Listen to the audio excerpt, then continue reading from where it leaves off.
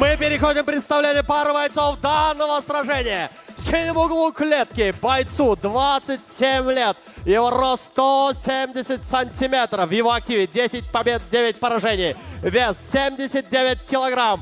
Стиль ММА. From Brazil. Педро Фариас.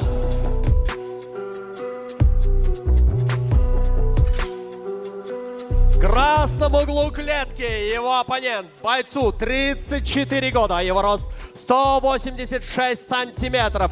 В его активе 32 победы, 11 поражений. Вес 79,9 килограмма. Боец вышел в клетку желтой карточкой. Стиль ММА из Казахстана. Георгий Кичигин.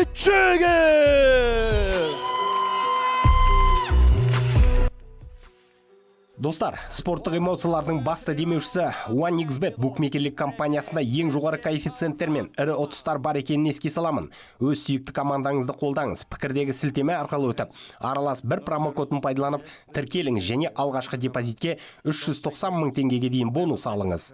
Сүйікті командаңызды таңдаңыз және басты спорттық оқиғаларда OneXBet букмекерлік компаниясымен бірге қадағалаңыз. Бауыржан Жұмановтың нұсқамаларын алдық. Георгий Кичигин салмақта көрсете алмаған, сол себепті сары карточкамен шығады бұл жекпе-жекке. Біз бастауға дайынбыз. Бұл рейтингтік жекпе-жек, титулды емес. Демек, тек қана 3 раундқа жоспарланған жекпе-жек деген сөз. Тағы бір сенсация жасау қолдан келеді ме? Педро Фариастың. Педро может, умеет, есть у него все для этого данные, однако разница в росте и так иначе в дивизионах она имеется.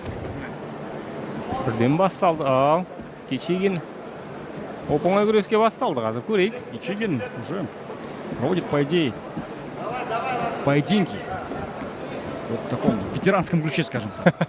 Множество сил не тратит, уже не разменивается ударами просто так. Сейчас понимает, в чем он лучше и силен. А перевод, бэкмаунт и РНС будет, скорее всего. Шынымен де. Энергиясын үнемдеп, асықпай, артық қимыл жасамай, ақылға салып, айқасатын күйде Кичигин. Тамаша, Фариастың өзі қарымта Есть один момент, который я не мог бы не отметить у рыцаря Георгия Кичигина. Этот момент, что он очень долго запрягает. Мойынды қараңыздар. Очень долго раскачивается. Этот может воспользоваться этим, может воспользоваться Педро Фариас, если бір қолды мойынға салып дайындап қойды қазір Кичигин. Жайдан жай салған жоқ бұл жерге қолды. Фариас түсінді, қазір шығарып алмақшы. Кичигина. Кичигин торға тіреу керек. Сейчас развернуть.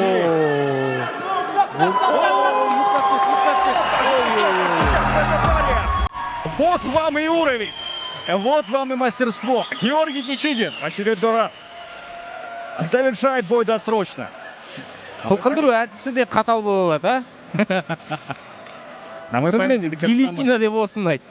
На моей памяти, кажется, самая быстрая победа Георгия, которую я видел в рамках Лиги Октагон. Педро, кажется, не успел понять, что произошло. Ну, даже не успел постучать.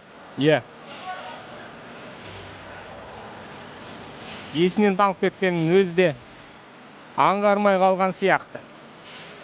Кичигин үшін бұл мансабындағы 44-ші жекпе-жек, 33-ші жеңіс. Что еще для Георгия? Кто может составить конкуренцию Кичигину? Әдемі сандар, 11 жеңіліс. Причем оформляет уже 23-ю победу сабмишна. Прямо сейчас на серии из 3 побед подряд, причем все 3 одержаны сабмишном, а именно удушающими приемами. Различного рода. РНС, ручной треугольник, теперь уже гильотин. Пора менять, кажется, прозвище с рыцаря на что-то связанное с удушающими приемами. Анаконда ма? Жылан ба? Өз нұсқаларыңды жада отырыңыздар. Құрметті көрермен, ал дәл қазір бұл жекпе-жектің жеңімпазы ресми түрде аталады.